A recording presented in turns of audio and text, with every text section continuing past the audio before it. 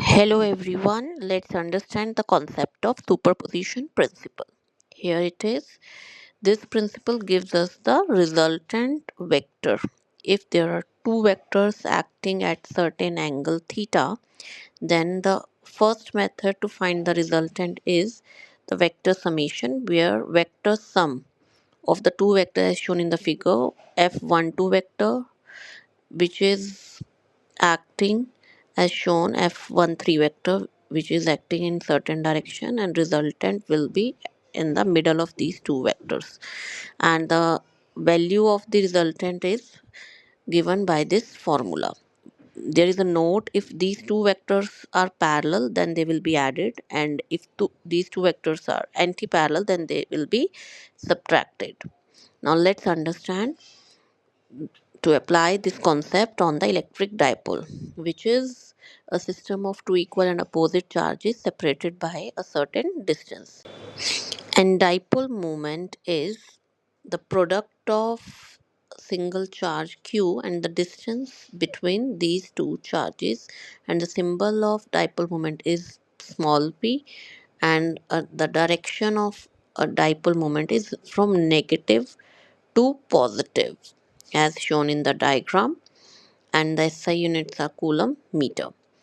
Now let's apply the summation vector concept on the derivation to find the electric field of the dipole at the axial point. Now axial point is shown here, that is the observation point where small test charge is placed, and first we will find the positive electric field, that is due to positive charge which is outwards, and the negative electric fields is inwards towards the negative charge, and the net field will be the vector sum, and as these two vectors are anti-parallel, they will be subtracted, bigger vector minus smaller vector, and the net electric field can be calculated as shown.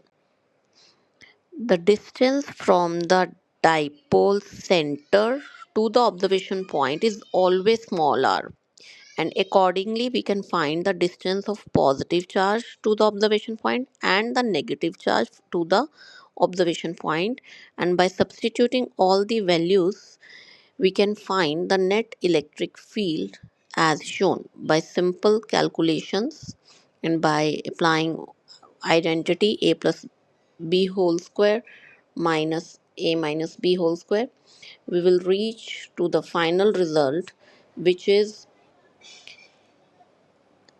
as shown here. The final electric field will be towards right direction, that is net electric field, and the direction of E vector and P vector will be same as shown by the prototype model. This is the small positive charge placed at the observation point, and this positive charge will move towards this side, which is the side of the E net. Like this is the direction of E net, and the direction of P vector are same. Now the second method to find the resultant is component method as shown. Both F12 and 13 will be resolved in the x and y components, and along x-axis the components will be added, and along y-axis the components will be subtracted as they are in the opposite direction.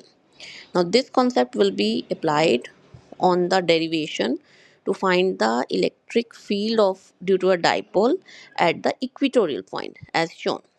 The at equatorial point is the point which is lying exactly at the perpendicular bisector of the dipole as shown, perpendicular bisector, and from the middle point of the dipole the distance is smaller, the distance of the observation point p, and here components of the electric field are resolved. Along x-axis they will be added, along y-axis they will be subtracted as shown here, and along y-axis the net effect will be 0. The net electric field in this situation will be only along x-axis, and the direction of the electric field will be opposite to the direction of the dipole.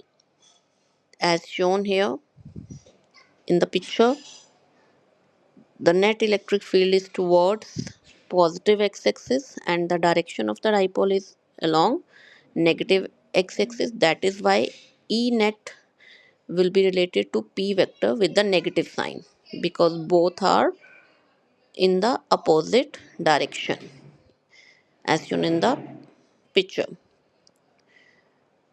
Here the calculations are shown, and then it is observed, if we will multiply equatorial electric field with 2, we will get the axial electric field. This is the relation between them. Now this is prototype model where this positive charge which is lying at the equatorial point will move towards opposite to the direction of the electric dipole. Thank you.